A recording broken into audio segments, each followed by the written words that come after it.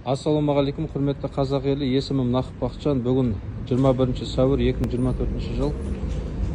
Шымкент қаласы Жібек жолы Байтұрсынов көшесінің қиылысындағы Гелиус заправкасына келіп тұрмын. Гелиус жанармай автобекеті, жанармай құю бекеті. Осы жерге келдім. Мына жерде тіл мәселесі, қазақ тіл мәселесі жазылмаған, көрнекі ақпараттардың бәрі тек қана орыс тілінде көрсетілген, ал қазақ тілінде ешқандай ақпарат жоқ. Осыны Гелиус жанармай құю бекетінің назарына саламыз. Осы ақпараттарды қазақша ақпараттарға ауыстырып қоюын талап етемін. Есімім Нақып Бақытжан. Бүгін 21 сәуір.